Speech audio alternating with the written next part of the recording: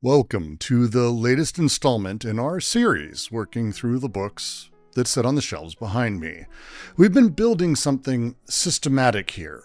We started this series by going over logic and how there's a need to grasp the way abstract things are for what they are, how it works in and of itself. Otherwise, you might think you took the road less traveled when actually what you did is retroactively fooled yourself.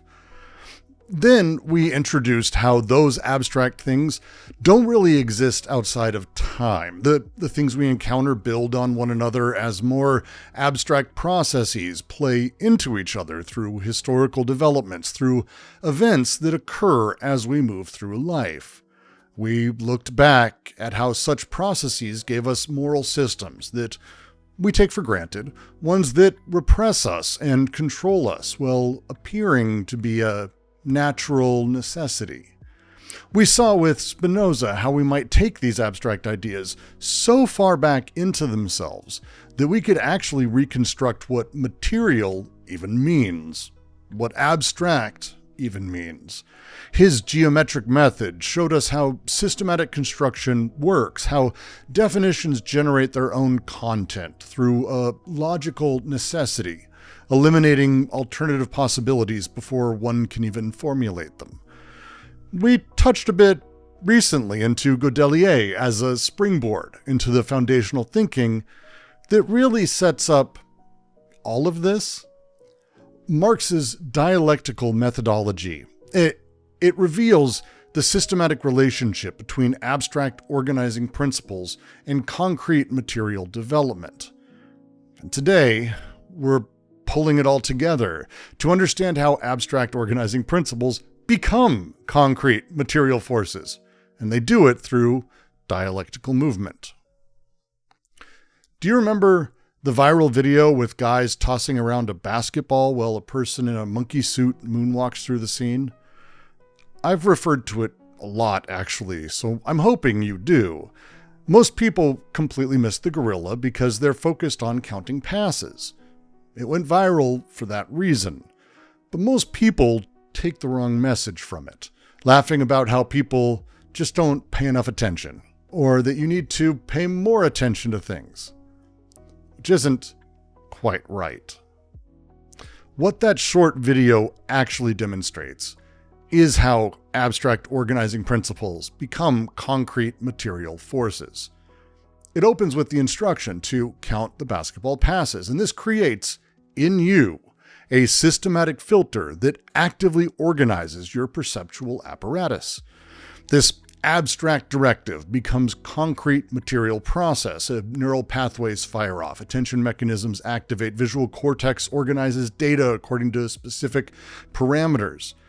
The abstract organizing principle does not just influence what you see. It constitutes the material process of sight itself. Hell, it's tough to even call it abstract given how material the entire process really is. In fact, abstract and concrete aren't really separate domains that somehow interact. They're internal moments of the same process through which organizing principles achieve material effectiveness. I mean, this is the center of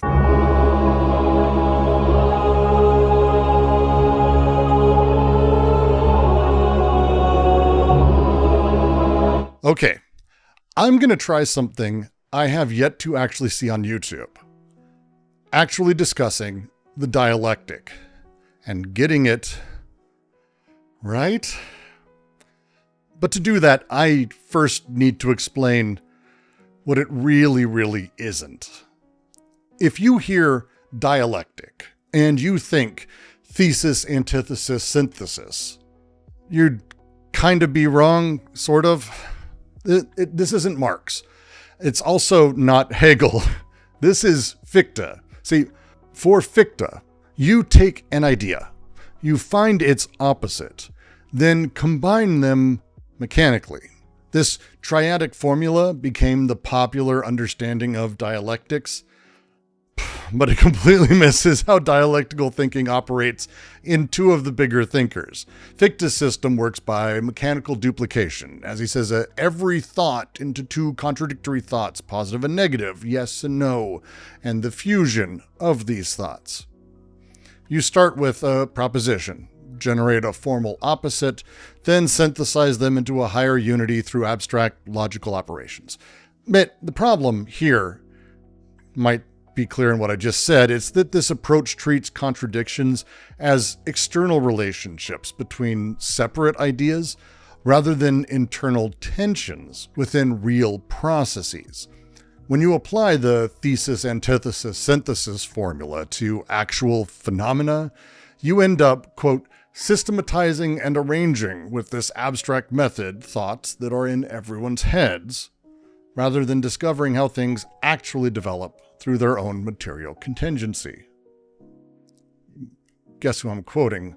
Luckily, Marx's critique in The Poverty of Philosophy shows how this method, quote, reduces everything to the state of logical category through abstraction and analysis. You could say a house becomes a body, then space, then simple quantity, until you've eliminated all concrete content and replaced it with this empty logical formalism.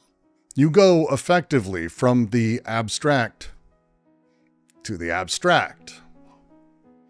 And I think the worst thing about this actually is that all of this is what people mistake for what Hegel's doing.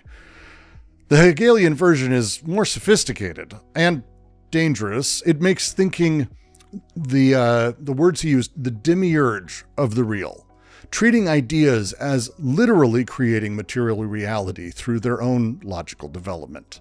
It's a bit different than Fichte. In Plato's Timaeus, the demiurge is the divine craftsman who creates the material world by imposing rational forms on chaotic matter. When Marx says Hegel makes thinking the demiurge of the real, he means that Hegel treats pure thought as the creative force that literally generates material reality. For Hegel, the absolute idea develops itself through logical necessity, and this logical development actually creates the world. As Lefebvre is just a couple of people who totally got off, bro. Says, quote, starting from the idea, we can reconstruct the world. The idea posits itself as a unity of the concept and reality, and then freely lets go of itself to become nature, history, human consciousness. You know, everything that exists. This is not just saying that logical thinking helps us understand reality. Hegel claims that logical thinking is the fundamental creative process of reality itself. Material existence is merely the external appearance of thought's own self-development. Hegel starts with real historical processes, how human consciousness develops through struggle, how social relations create alienation, how contradictions drive historical change. But then he replaces actual historical subjects, real people with real struggles and real material conditions, with a metaphysical subject, a mind, a spirit, or the idea. The Hegelian mystification makes systematic change appear to happen through logical development rather than practical activity. If reality is created by logical thinking, then changing reality means developing better logical concepts. So revolutionary practice gets reduced to philosophical critique. With this idea of the marketplace of ideas, it's not something only used by grifters and reactionaries. It's fundamental to how things actually change. But this also is not Marx's dialectic either. Marx very much have the same problem I've been talking about with Hegel and Fichte. He set out to invert what he saw as a grave mistake. For Marx, concepts develop from material social relations, not the reverse. You can't change a capitalist social relation by developing a better concept about it. You have to change the actual material practices through which people reproduce their social existence. Yeah, you probably should recognize some Godelier here from that video we just did. This doesn't mean, though, that ideas don't matter. It means ideas achieve a material effectiveness by being embedded in actual social practices, not through their own purely abstract and logical development. Marx's dialectical method, it tracks how this actually works, rather than mystifying it through idealist speculation.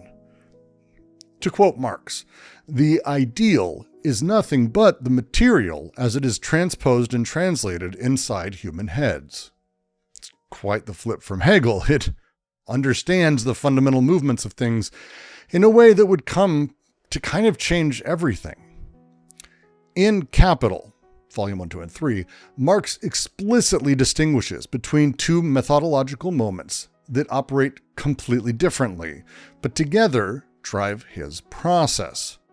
First up, we have the mode of investigation, Forschungsmethode. Yeah, that's how you say it, German. This is how you study the object.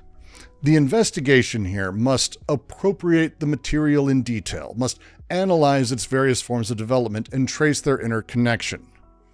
The second step is the mode of presentation, Darstellungsmethode.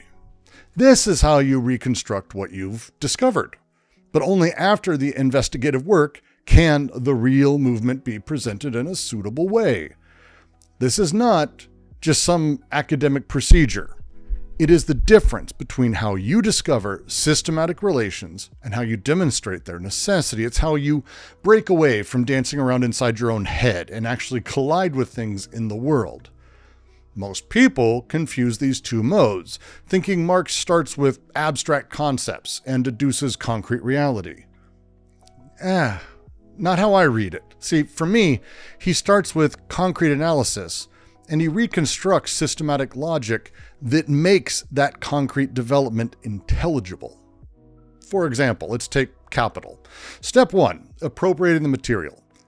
You start by immersing yourself, and Marx did, completely in this concrete historical and empirical material. For Capital, this meant decades of Marx doing nothing but studying economic statistics, parliamentary reports, factory inspector accounts, historical documents, economic theories, all kinds of shit. Anything that reveals how capitalist social relations actually operate in practice. Good and bad, writings and studies, and more. And this isn't passive observation and reading. Appropriating here means actively taking possession of the material through intensive engagement. It's not simply collecting data. What you're doing is almost living the data, feeling how it moves, how it relates to each other and other bits of data. Things, social things especially, have an internal logic to them and how they work and function. This internal logic, that's what you're looking to grasp. The second step is to dig into the process of how this thing develops. You track how the thing moves through different forms over time. In Capital, this means following how simple commodity exchange develops into money, then into capital, then into different forms of capital like industrial, commercial, and financial, and then into the complete capitalist system. But these were not laid out for Marx as they are for us. No, as he would delineate them differently, or others would come to do this. Each form contains specific contradictions that drive development to more complex forms. You're not imposing external logical progression on it. That's the point. You're discovering the internal logic through which each form generates its own transformation. Remember, people don't change things through thought. Things change people through processes and use. Third step, you trace interconnections, is a way he phrases it. You identify the systematic relationships that link apparently separate phenomena. Commodity form, for example, connects to money form, which connects to capital form, which connects to wage labor form, which connects to surplus value extraction, which connects to class struggle. All as internal moments of a singular systematic totality. These aren't external causal relationships. but internal systematic connections. Each element exists only through its relationship to all the others within the total structure of the system. There you go. Then, after all that, you need to do the concrete steps of presentation. The first of which is beginning with the simplest abstract determination. Marx does this really well. You need to start with abstract categories, the most abstract, not because they're logically first, but because they appear as moments in all more complex determinations. For example, the commodity form is abstract, but it's the simplest determination that appears in every complex capitalist relation. So you grab that. Step 2 then is you develop through internal contradictions how each abstract thing contains contradictions that necessitate development to more concrete forms. I know it's a mouthful, I know. The commodity, the contradiction between use value and exchange value, generates the necessity for money. Money's contradictions generate capital. Capital's contradictions generate the complete capitalist system. Then the last step is reconstructing the concrete totality here, because you end up with the concrete as the synthesis of several determinations, multiplicity made one. The concrete capitalist system emerges as this systematic unity of all the abstract determinations that you traced through their development. And that's it. Sounds like a lot, but it's not. Here's the thing. This methodology reveals how systematic relations actually develop historically, while reconstructing their internal logical necessity.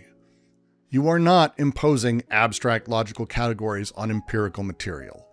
You're discovering the abstract logical patterns through which material social relations organize themselves systematically. And in Capital, Marx lays this out, this process, over the course of some of, I believe, the most amazingly written pages of thought in human history. The clearest demonstration of Marx's method, as I've stated, it appears in Chapter 1, Section 3, the value form or exchange value. Here he traces the logical development from simple form to money form. Marx begins with the simplest form of value expression. 20 yards of linen equals 1 coat. To say another way, 20 yards of linen itself, I don't really value. A lot of people don't, but if it can be turned into a coat, that's something I do need. There's a problem inherent in this, though. The linen can only express its value through this one other commodity, a coat, creating an accidental and pretty unstable relationship that does not adequately represent value as a systematic social relation. After all, linen itself is made. It's not found randomly on the ground. It seems worth something more? Else? Different. As markets develop beyond these isolated exchanges, this simple form necessarily transforms into an expanded form, where linen's value can be expressed through many, many commodities. 20 yards of linen could be 1 coat, or I could trade it for 10 pounds of tea, or 40 pounds of coffee, and so on and so on. Marx traced how this actually happened historically as exchange relationships multiply and diversify. But this expanded form generates its own contradictions because it creates this endless series without any systematic organization, making value a chaotic thing rather than something known and socially coordinated, which is how the social world works. So to say another way, if I take 20 yards of linen to the market, I might get a lot of things for it. I can turn it into a coat, but Steve over there wants the linen. He'll give me coffee for it. I can also get 10 pounds of tea because Doug is in a good mood, but there isn't any stability or worth that's known for this shit. Not really. The contradictions of this expanded form push towards a general form of value where all commodities express their value through one universal equivalent. 1 coat is equal to 10 pounds of tea, is equal to 40 pounds of coffee, is equal to 20 yards of linen. Marx studied how particular commodities actually became a general equivalent in real markets through social practice and convention. You can go read this. However, this form itself is also unstable because any commodity can theoretically serve as this general equivalent. again creating uncertainty about what commodity actually will function in that role. And depending on the market and its location, it could be a lot of different things. So because of this, the money form itself as we know it emerges when one specific commodity, gold, monopolizes the position of universal equivalent through historical development and social convention. Marx reveals how gold historically achieved this status, not through like a logical necessity, but concrete social practices of exchange, trade, and state formation. The money form resolves the contradictions of all the previous forms because it's stable. It's socially recognized like everywhere. It's a universal equivalent that makes systematic value expression possible across an entire economy. Well, till the next contradiction shows up, of course. Each transformation occurs not through external logical manipulation, but through the internal contradictions of each form driving its own development towards more adequate expressions of value as a social relation.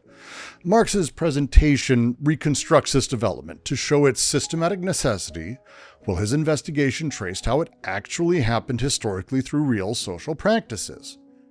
The movement from abstract to concrete tracks real historical development because abstract social relations, like a commodity exchange, for example, actually do develop into concrete systematic forms, like a capitalist system in its entirety, because of these internal contradictions. Categories become abbreviations of infinite mass of particularities of concrete existence. They capture real social movement in abstract form, while organizing that movement according to systematic principles discovered through concrete analysis. And hey, this is why I did Godelier last time.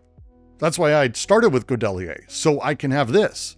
And I can say how abstract relations become material forces. So I can have this written here. The Berruya kinship system, remember I talked about this, reveals how concrete abstraction operates in social organization.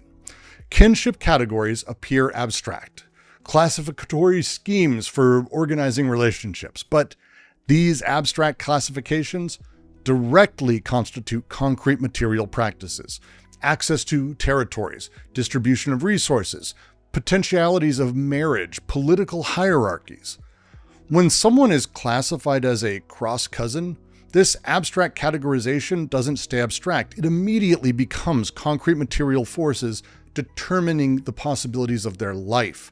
This shit influences material relations. It is the form through which material relations achieve systematic organization. But material constraints simultaneously determine how abstract categories get applied. When groups need marriage alliances for resource access, the kinship system works that way. It'll reclassify members as appropriate cross-cousins. Abstract principles develop concrete content through material necessity, yet they maintain their systematic abstract character. Hegemonic arrangements are the same. They do the same thing through the same process. They demonstrate how abstract organizing principles achieve dominance through practical effectiveness in coordinating concrete social activities.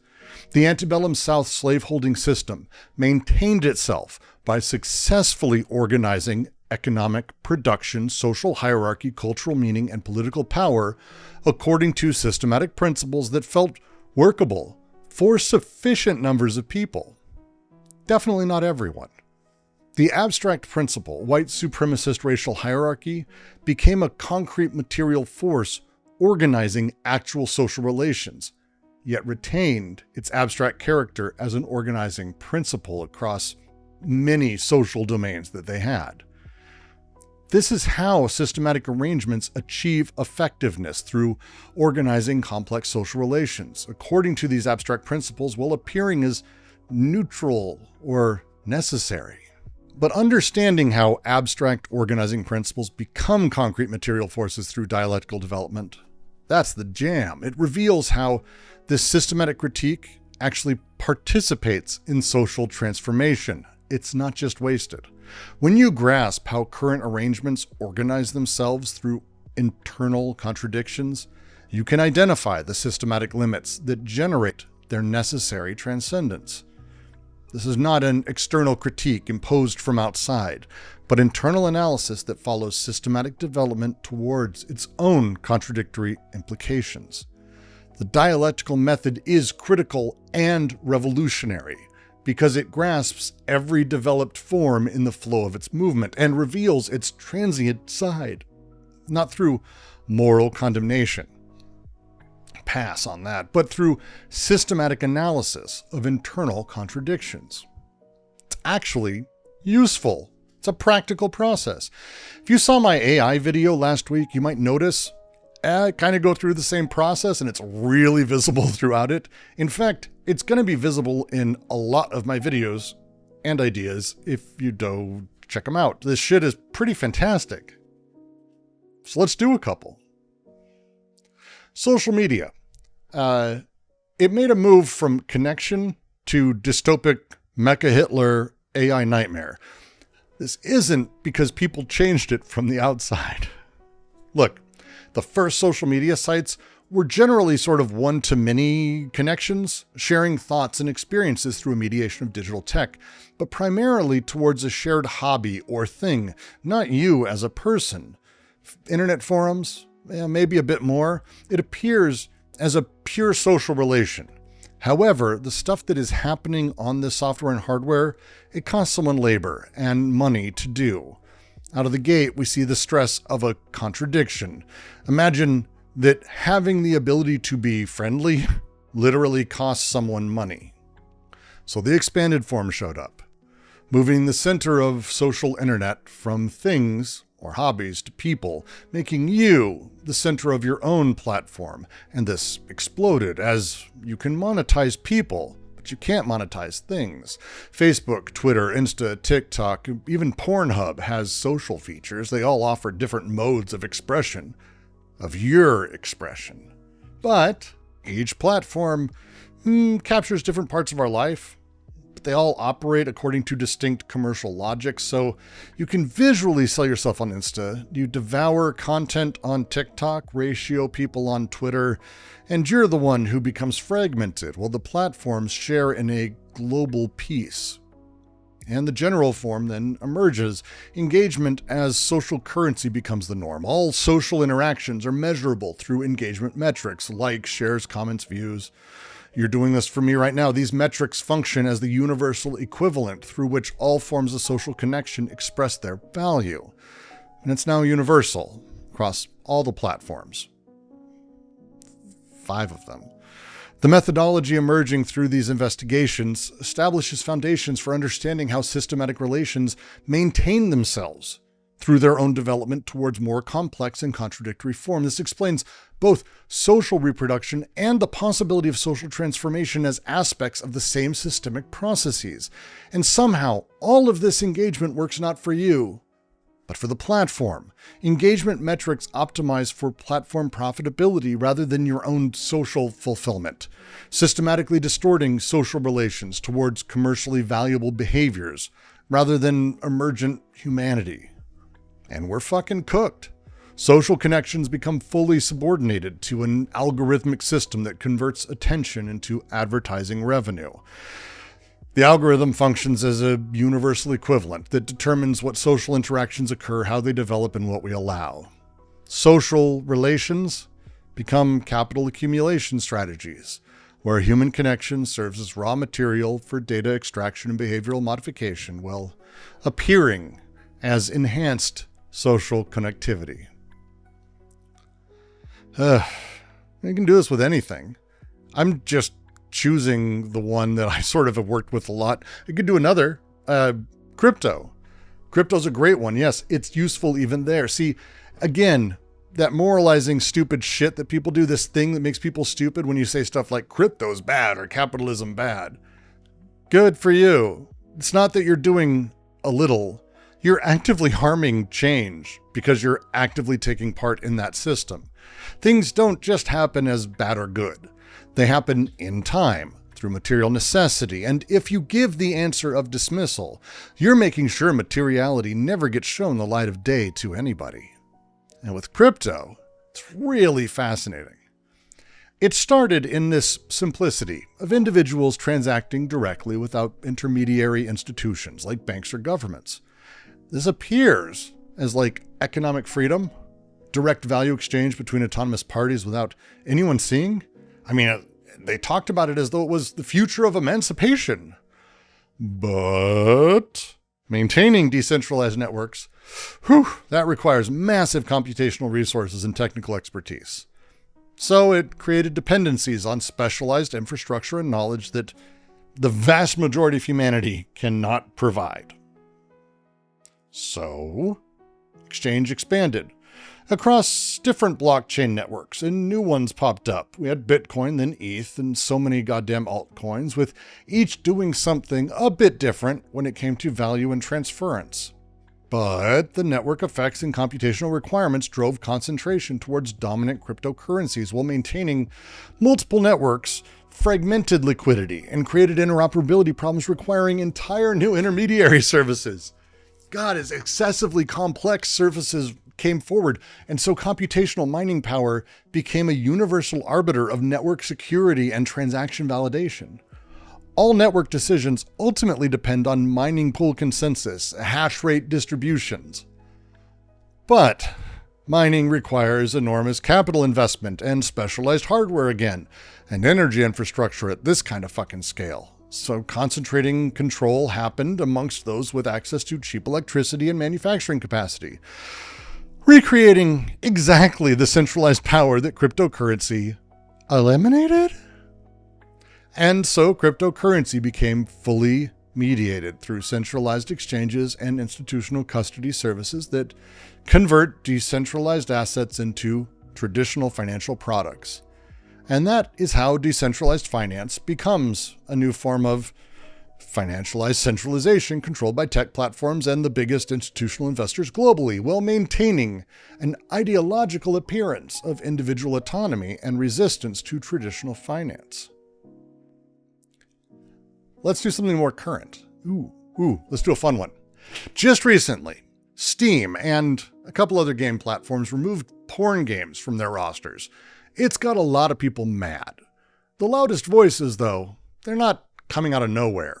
Gotta go back a bit. You might remember a time where gamers got together to defend an authentic gaming experience from external threats, a thing that seemed to make the community clear, get them involved. They were simply doing self-preservation. Non-gaming interests were messing with authentic gaming interests. But what is authentic in gaming culture requires not just entire dissertations on 4chan, but flat exclusion of particular voices and experiences. Of course, this builds tensions between community building, which you need if you are a product, and community exclusion, which you don't want if you're a product. On gaming platforms like Xbox and Steam, literal community building became intermingled with consumption. This culminated in the explosion across multiple perceived threats: gaming journalism ethics, feminist criticism, progressive content policies, mainstream media coverage, academic game studies. Oh God, terrifying. Each represents different aspects of cultural contamination. But fighting multiple cultural battles requires increasingly broad definitions of threat that encompass any critical engagement with gaming culture, transforming community defense into reactionary opposition to cultural change as such. The communities then built into the very consumption of games become the arbiter. After all, if it's not on Steam, if you're not on Steam, are you authentically part of gaming culture, or just kind of some weird other thing? And as this goes, Steam's content moderation policies become this universal equivalent through which all gaming culture resolves questions. Platform decisions about acceptability of content determine what counts as legitimate expressions in gaming. But corporate content policies operate according to revenue, advertising, legal liability. No one gives a shit about gaming culture values, so it systematically subordinates community preferences to commercial imperatives, while claiming to serve community interests. So gaming culture just defensively becomes fully mediated through platform algorithms that convert user engagement into content visibility and revenue distribution. Algorithmic recommendation systems function as this universal equivalent determining which gaming content reaches what audience. But gaming culture centralized hard into this small handful of platforms that sit out there worth billions upon billions of dollars. Community self-determination becomes submission to algorithmic curation systems that again optimize for engagement rather than cultural values. Sexual content removal, well, this provides a reliable controversy cycle that drives platform activity while obscuring the systematic subordination of gaming culture to platform capital accumulation strategies. So nobody at any point demanded Steam do more to police truly insane, awful content that should never have been allowed on there before the controversy even arose. And lo and behold, Steam just found it easier to nuke it all. You could say, as the scary story goes, the censorship is coming from within the house. That's the Marxist dialectic. That's the thing. The convergence of logical construction, anthropological investigation, economic analysis, historical studies, and more. It reveals this pattern we've been tracking through this series. Abstract organizing principles that achieve systematic concreteness through dialectical development or retaining their abstract character as organizing principles. Use this methodology. It enables understanding how systematic relations operate without reducing them to that abstract logical structure or only concrete empirical data.